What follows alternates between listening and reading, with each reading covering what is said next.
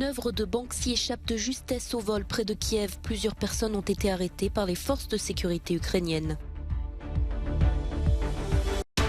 L'Argentine s'est qualifiée pour les quarts de finale de la Coupe du Monde au Qatar après sa victoire contre l'Australie. Pour son prochain match, l'Albi-Céleste retrouvera les Pays-Bas.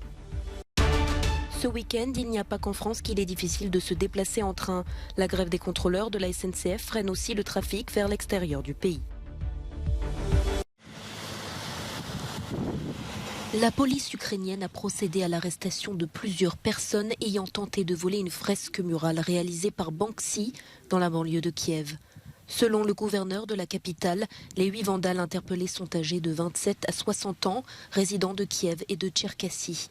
Si l'image a eu le temps d'être découpée, elle serait en bon état et entre les mains des autorités. L'œuvre peinte au pochoir du célèbre artiste britannique représente un individu en robe de chambre portant un masque à gaz et tenant un extincteur. Comme les autres œuvres de Banksy en Ukraine, elle a été produite sur un bâtiment détruit pendant la guerre. Mi-novembre, l'artiste anonyme a publié une vidéo de ses projets dans le pays dans laquelle figure l'œuvre vandalisée. Ces images sont des symboles de notre lutte contre l'ennemi. Nous ferons tout pour préserver ces œuvres d'art de rue comme symbole de notre victoire, a souligné le gouverneur de Kiev.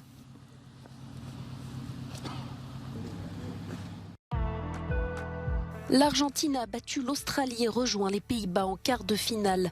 Malgré un match difficile, l'Albi Céleste a réussi à prendre le dessus sur les Socceroos grâce à un indispensable Lionel Messi qui a ouvert le score à la 35e minute. La sélection sud-américaine affrontera les Néerlandais vendredi prochain. L'équipe des Oranges a été la première du mondial à se qualifier pour les quarts de finale après une victoire 3-1 face aux États-Unis ce samedi. Ce dimanche, ce sera au tour de la France et de la Pologne de se disputer une place en quart de finale, suivi de l'Angleterre face au Sénégal.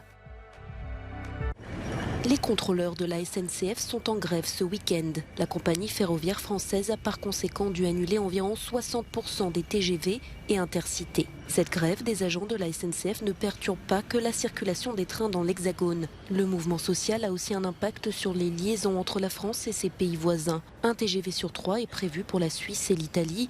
Les trains vers l'Allemagne sont réduits de moitié et aucun train ne circule vers l'Espagne. Plusieurs préavis de grève ont été déposés pour la période des fêtes, poussant la ministre française des Transports à appeler à la responsabilité collective. Chaque année, 400 millions de tonnes de plastique sont produites dans le monde. Conséquence, on les retrouve partout, sur les plages, en forêt ou encore au fond des océans.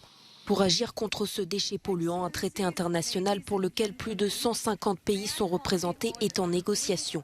La première phase s'est achevée en Uruguay vendredi.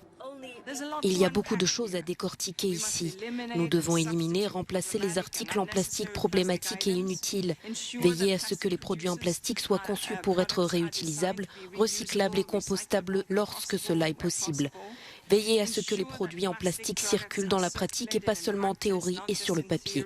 Gérer les matières plastiques qui ne peuvent pas être réutilisées et s'assurer que nous parlons des alternatives de réduction tout au long de la chaîne de production. Première d'une série de 5, cette réunion de l'ONU a déjà montré des divisions. Certains prônent pour des mesures mondiales obligatoires, tandis que d'autres souhaitent que chaque pays puisse fixer ses propres objectifs. William et son épouse Kate ont conclu leur tournée de 3 jours à Boston aux États-Unis vendredi soir par un gala sur le changement climatique. Le prix Earthshot, créé en 2020 par le prince héritier pour soutenir des solutions innovantes pour protéger la nature, a attiré de nombreuses célébrités, comme l'ancien footballeur David Beckham ou encore l'acteur Rami Malek. Earthshot est un moyen de changer les choses, dit-il. Il faut inspirer les gens à trouver les meilleures solutions possibles pour sauver cette planète. Nous ne pouvons pas assister à la destruction de la planète et rester inactifs, a pour sa part déclaré la chanteuse Chloé Bailey. Nous sommes heureuses de pouvoir utiliser nos chansons, nos voix et la solidarité féminine pour inciter les gens à préserver notre terre. 5 prix de plus d'1 million d'euros récompensant des projets venus du monde entier ont été décernés.